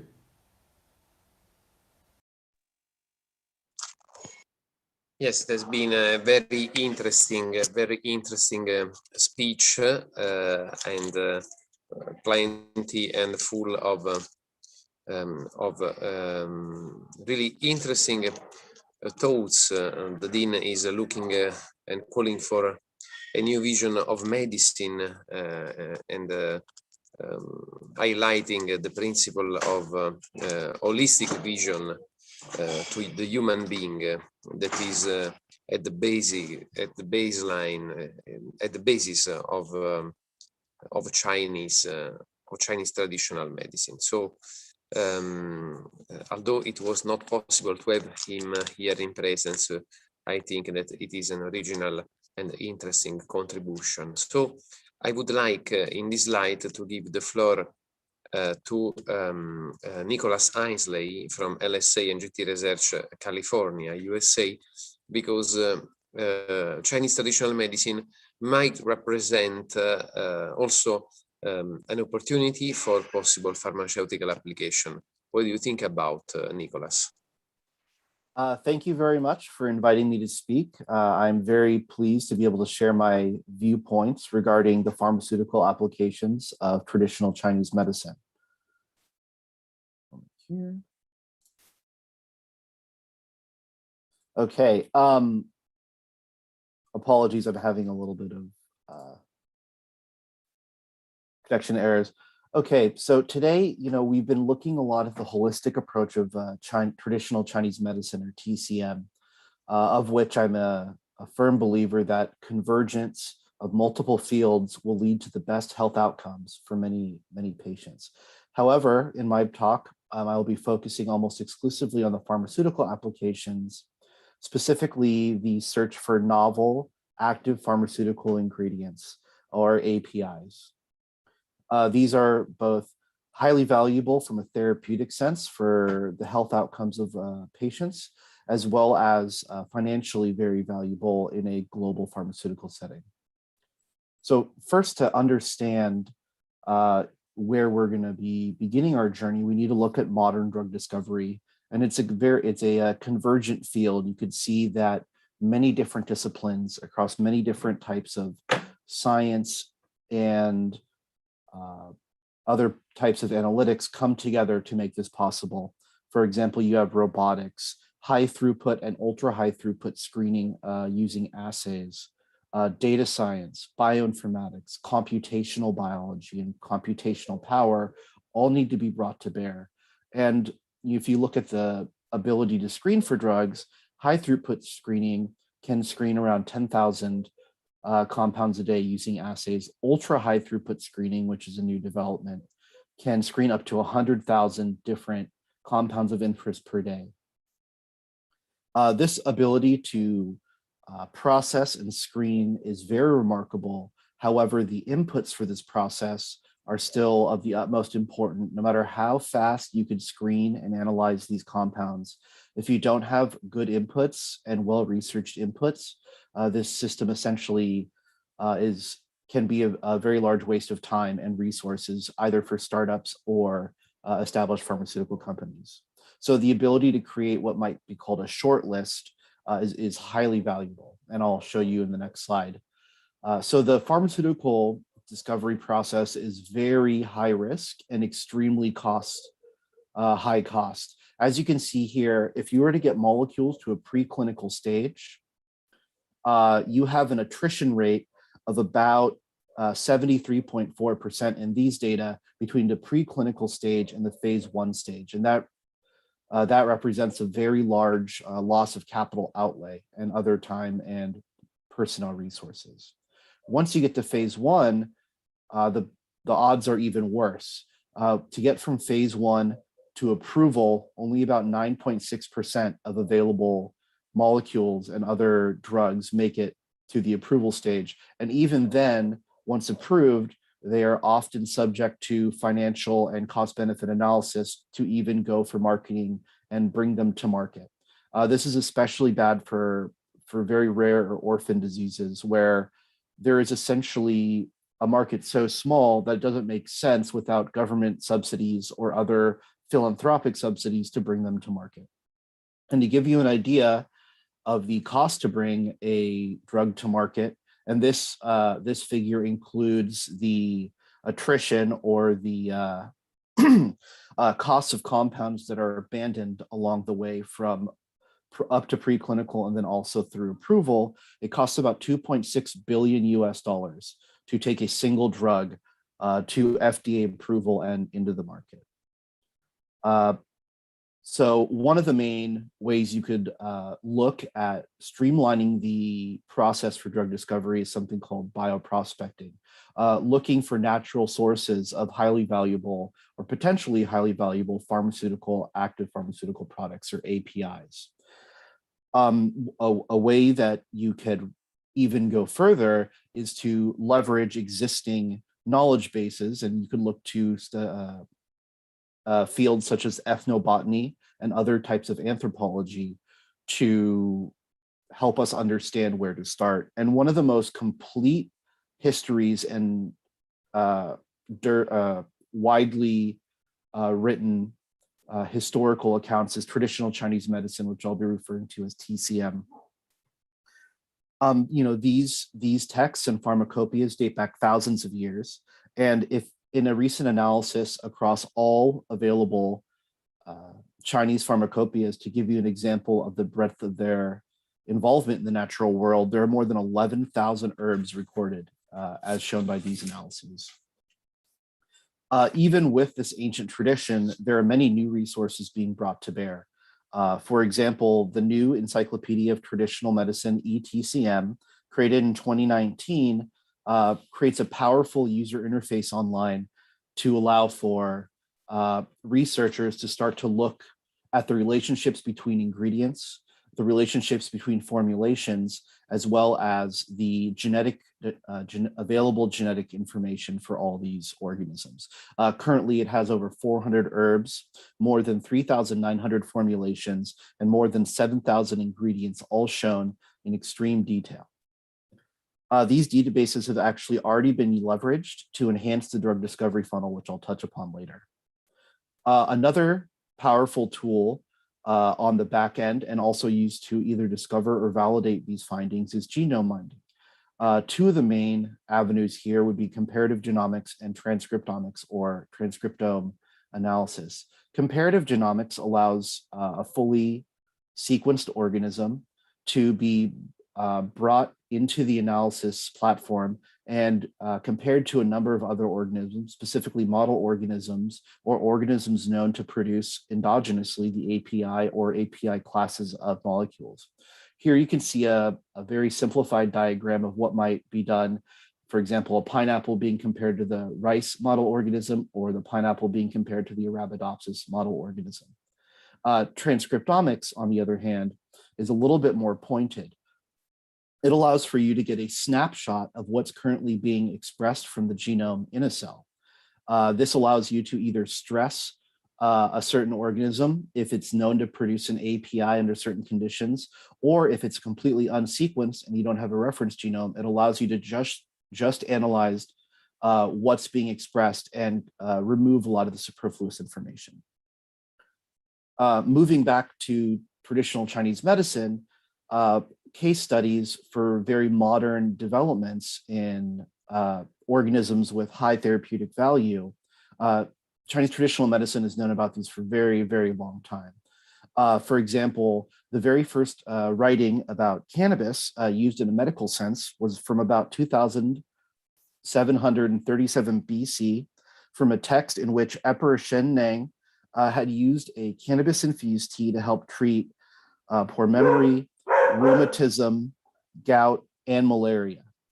The modern cannabis sativa and its derivatives marketplace now totals $2.8 billion the last time it was analyzed in 2020. Here you could also see the cultivation of medicinal fungi, specifically reishi fungi, very popular globally for its antioxidant powers, as well as generally accepted to be useful in a holistic health sense. And to give you an idea of the profound commercial value here, in 2019, the global reishi market was projected to be about $3.1 billion US. Bringing new technologies to bear on these already identified organisms of interest also allows for new discoveries and intellectual property generation for the pharmaceutical and other industries. For example, GT Research just performed a deep dive into a library of psychedelic organisms, including many organisms described in traditional Chinese medicine, such as the laughing mushroom. And they found the genetic determinants and biosynthetic pathways that were previously undiscovered or undescribed for very high value compounds, including psilocybin. And to give you an idea of the market value there, the current, or as of the end of 2020, the psychedelic therapeutic space was valued at $4.75 billion and is projected to reach a value of $6.9 billion US by 2027. So a case study that I find very, very valuable to illustrate this point is the prediction using computational models of possible compounds and then screening them against traditional assays and cell lines. So you can see here that a computational model leveraging a traditional Chinese medicine database was able to predict over 5,000 anti-cancer compounds, 75 of which were similar to already approved anti-cancer compounds in the marketplace, validating the predictive nature here. The top 346 of which were highly active in the 60 cell line tests of which they were administered. And as you can see, the plants of which these compounds are present in are across a very wide number of groups, so 46 genera and 28 families. So without the predictive analytics of these computational models and the genomic backup to them, it would be very difficult to be able to narrow these down. And to give you an idea of the economic value there, as of 2019, the global cancer drug market was $167.9 billion US. So here you can see the convergent model for streamlined API discovery. You have genomic analysis, in silico predictive analysis, and high throughput screening, allowing for streamlined API discovery and great cost savings, as well as demonstrating the high value of traditional Chinese medicine plants and minerals in the modern pharmaceutical setting. Other examples of novel APIs that are earmarked for investigation are listed here. For example, Candida is one of the major fungal pathogens globally. It usually lives as a symbiotic fungus on and in the human body. However, when it becomes pathogentic, it has a very high mortality rate of about 40%. And in modern times, many drug-resistant varieties have emerged. So that gives impetus to try and find new therapies for this very highly pathogenic organism. Now, analyzing traditional Chinese medicine texts, as well as using computational predictive modeling and chemical analysis of these organisms, it allows for the discovery of possible compounds which have mechanisms for disruption of this pathogen. For example, there are compounds available in Sambucus williamsii that disrupt a cell membrane, meaning the cell membrane becomes porous and it becomes easier to fight this particular infection. Other compounds, for example, those in Mercantia polymorpha, retard the ability of this fungus to produce chitin in its cell walls and leads to very malformed and unhealthy cells, which are much easier to treat versus a very robust infection. Another mechanism that is thought to be able to be created by these compounds are the targeting of mitochondria. So in Berberis vulgaris, for example, there's a number of compounds that are thought to be able to disrupt the mitochondria by causing dysfunction, as well as the accumulation of reactive oxygen species. These are very deleterious for the health of the cell, and without being the ability to create ATP in the mitochondria, excuse me, the cells simply cannot function as they don't have the energy to move forward with their metabolic processes. Finally, it is thought that some of these compounds would be able to inhibit the virulence factors. For example, in Magnolia officinalis, it is thought many of the compounds therein are able to interrupt the life cycle and pathogeneity of this organism.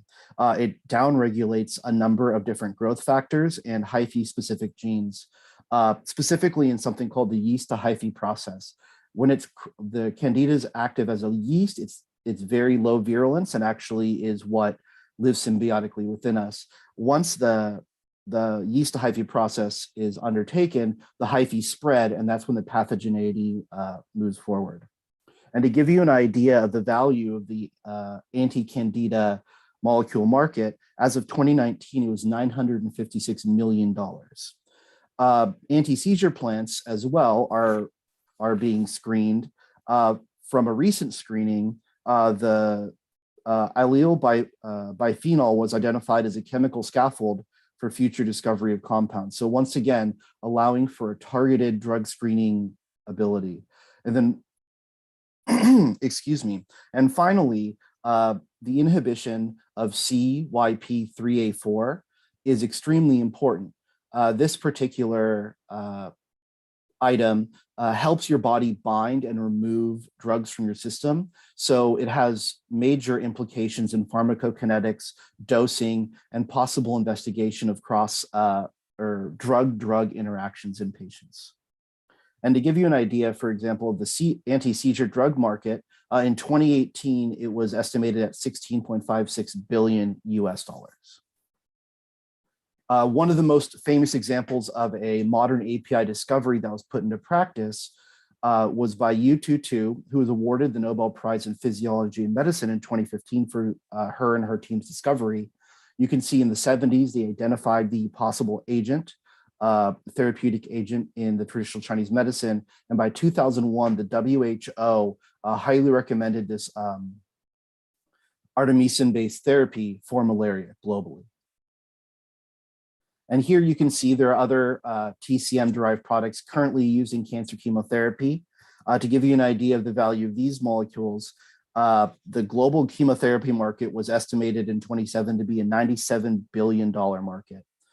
Here's some further examples of TCM products being used in Western medicine. You can see they cover a wide variety of ailments, symptoms, and therapeutic spaces.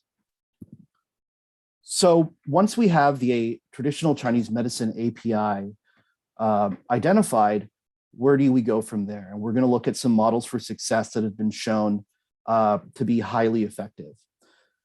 So as I mentioned earlier, the drug discovery product is extremely high risk. So a strategy that big pharmaceutical companies have been taking is to just mostly focus on merger and acquisitions of young startups that actually have APIs developed and are moving them down the pipeline. And it's called shifting risk. So to give an idea, mergers and acquisition numbers will typically be a good indicator of how active big pharmaceutical companies are in acquiring young companies with APIs. For example, in 2019, the mergers and acquisition events in pharmaceutical industry totaled $342 billion. And if you look at just in 2021 through May, 201 deals were already concluded, and those totaled about $123.3 billion. So as you can see, this is a really popular model used in the pharmaceutical industry and ecosystem. So here's a model championed by an organization called Laureate Science Alliance. And here you see that a number of institutions all feed into a translational institute.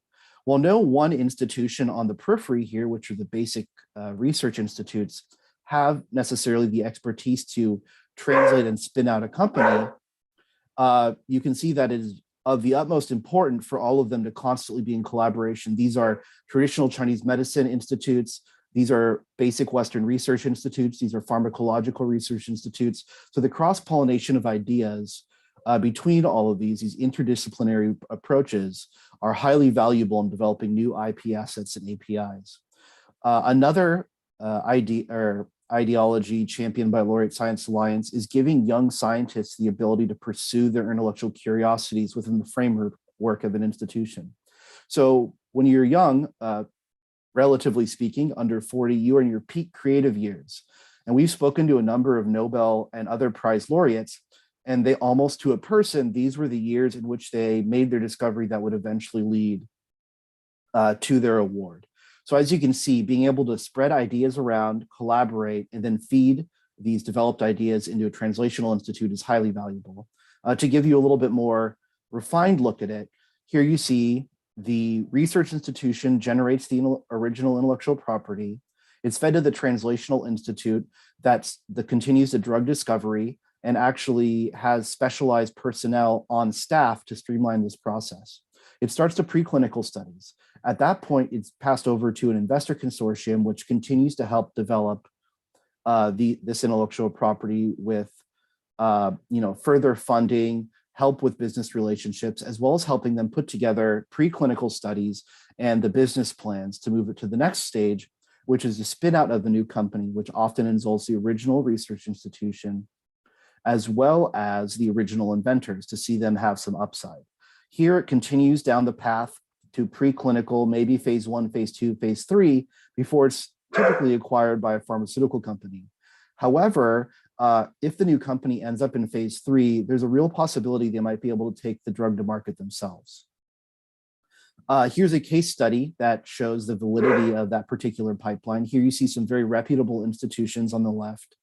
Rockefeller University, Sloan Kettering Cancer Center, they feed their intellectual property into this Translational Therapeutics Institute. Once that translational work is done, it goes to Bridge Medicine, which is a bridge funding organization, as well as a funding mechanism and business advisory mechanism, they spin out the new company, and then they go forward and pitch it to larger pharmaceutical companies for a very profitable exit, or just a licensing agreement, which would further fund their research.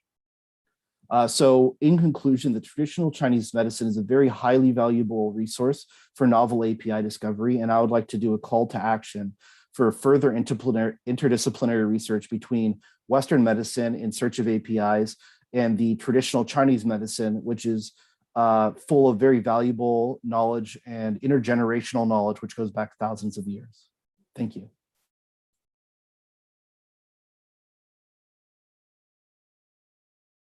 So thanks a lot, Nicholas. Really, thanks a lot for your presentation. And now I think that we have maybe the opportunity to move to some questions. For example, to Dr. Chaoming, when there was somebody from the public that want to know if the emotions are important in Chinese traditional medicine. Chaoming, what you can say about that. So if emotion is important for health. I know what do you think about, because we have discussed it before, but if you can socialize your thought. And then also about the wisdom of the Tao and the possibility of better understanding COVID-19 pandemic. There is also somebody that wants to know some suggestions about some websites or methodologies to prepare the porridge. So you talk about. Thereafter, we can move to the closing remark with Professor Palau. Thanks. If you are here, Chaoming, if you can socialize your thought about emotions and Chinese medicine and COVID-19. You have to unmute your microphone.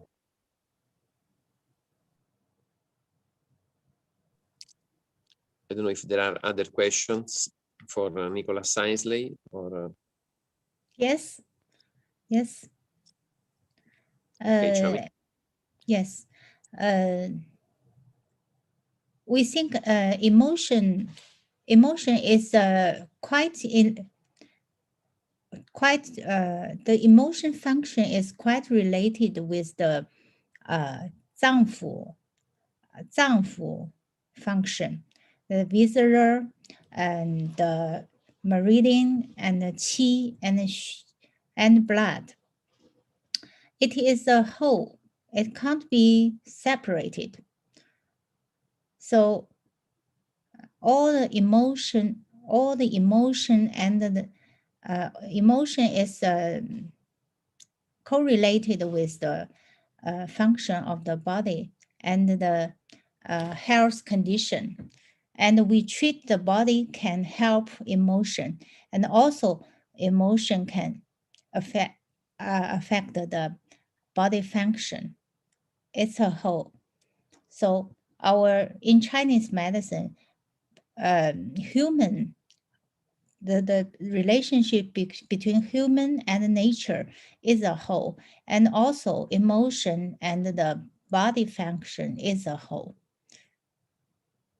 They are cooperative.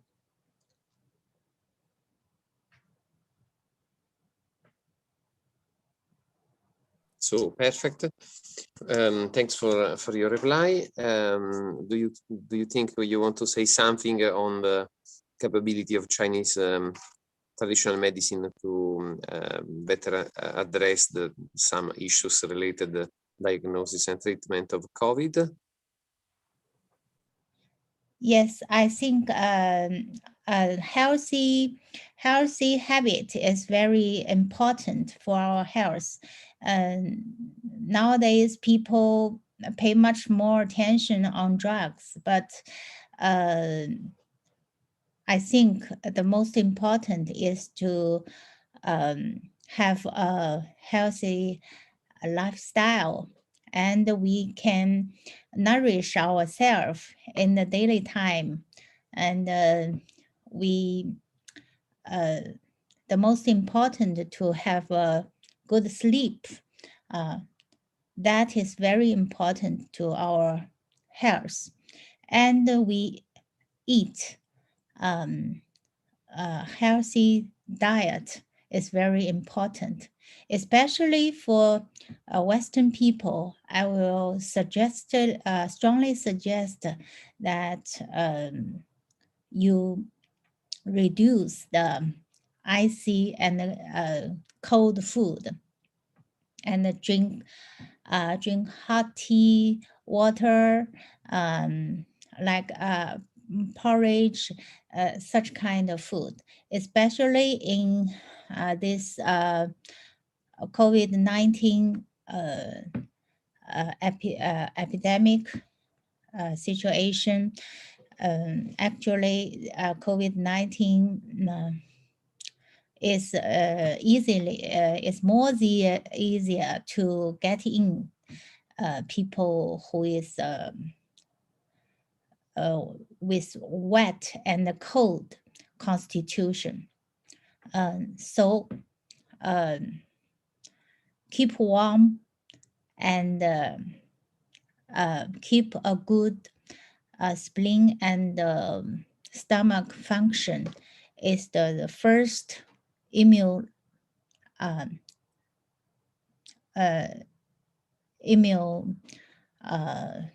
to set up and preserve your immune function is the most important.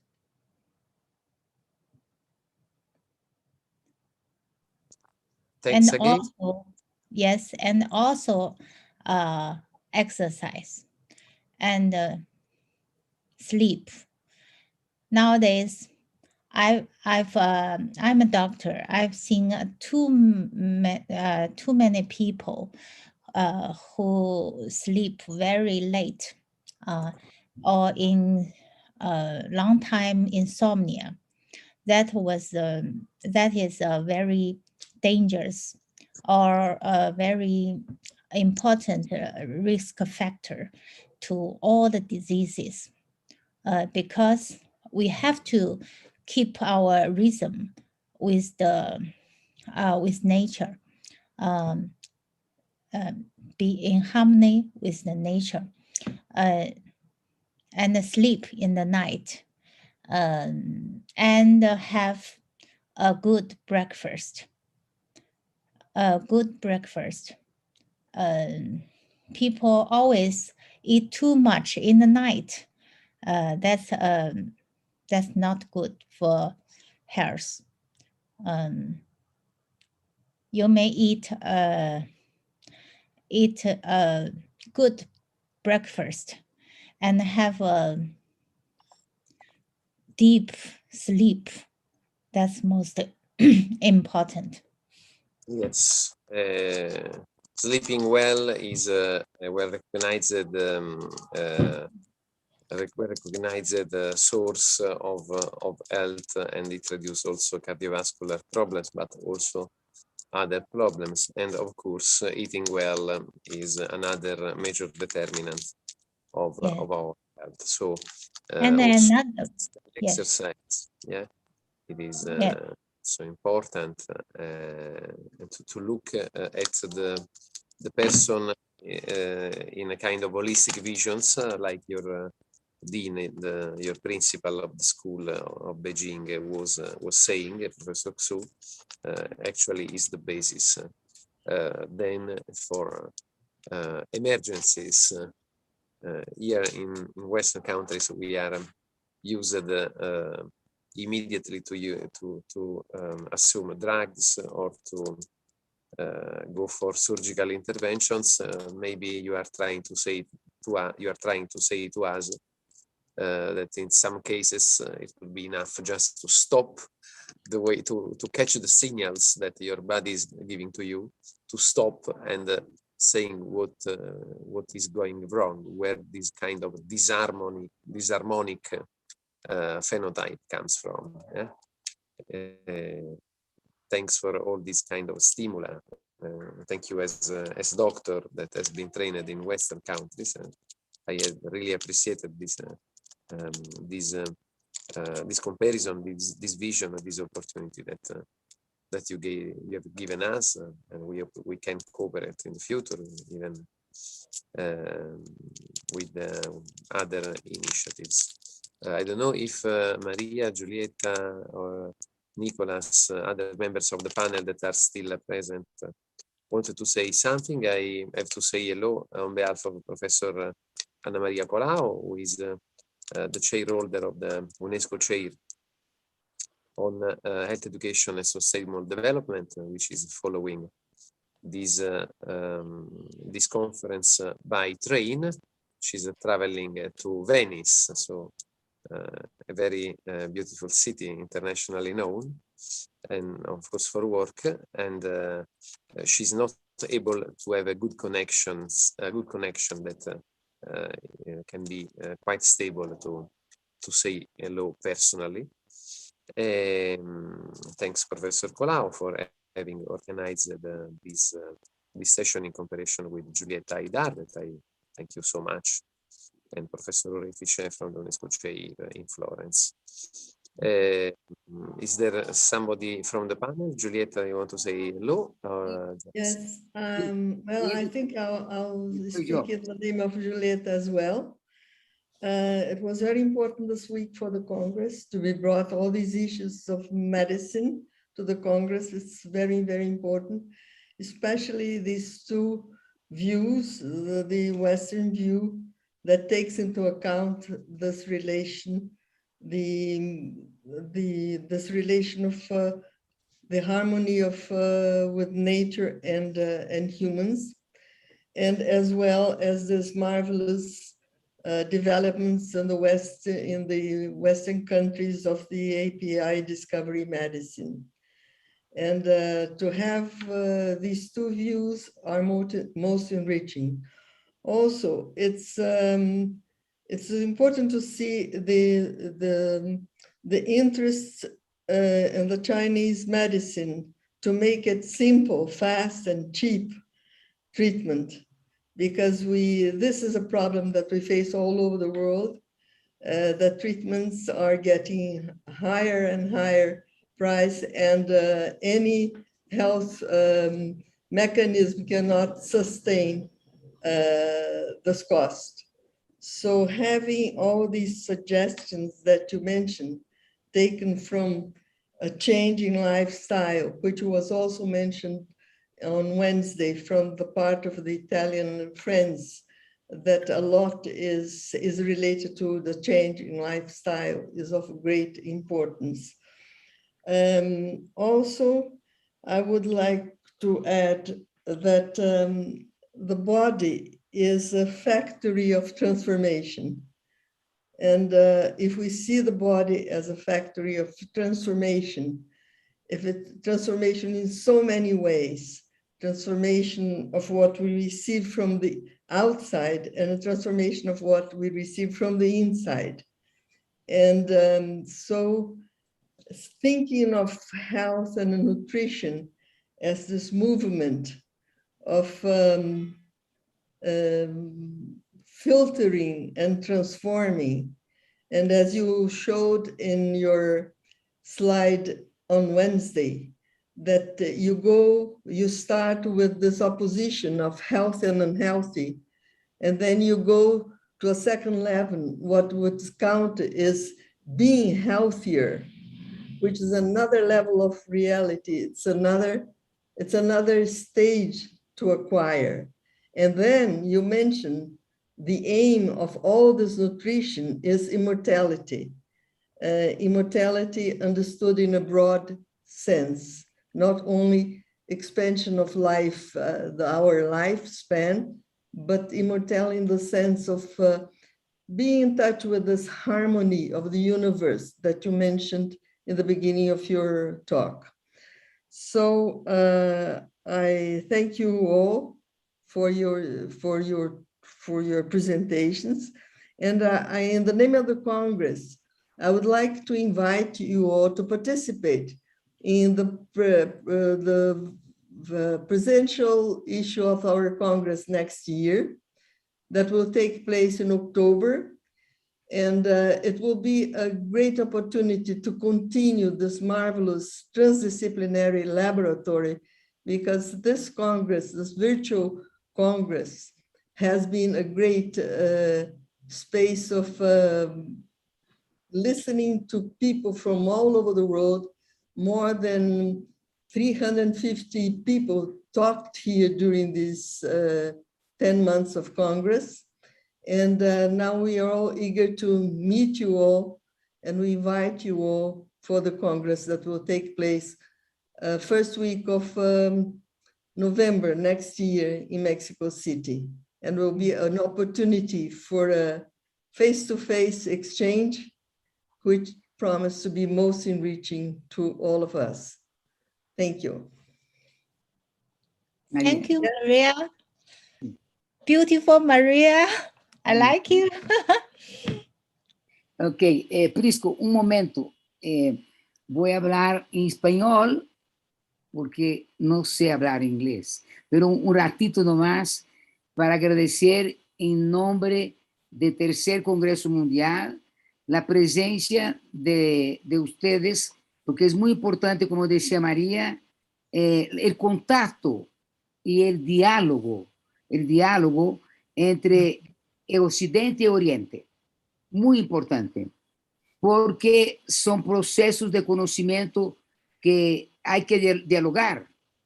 Hay que dialogar, y el Congreso es un espacio de diálogo. Esas sesiones de esta semana, agradecemos la oportunidad de la relación China-Italy sobre las medicinas ancestrales y la relación con Occidente. Western and East the medicine is very important. Y también es importante porque en el Congreso tuvimos la presencia de otras culturas ancestrales de África, African, and de América, de América del Sur, donde expusieron procesos de conocimiento muy interesantes. Por ejemplo, en Ecuador country, expusieron unos procesos terapéuticos de cura de la picada de la serpiente, de snake, en Ecuador, diferente de lo que cura Occidente. Muy interesante. Entonces, el diálogo mundial is very important. Thank you very much for all. Okay. Il dialogo mondiale. Okay. Thank you. Thank you. Thank you. Ciao. Bye. Sí.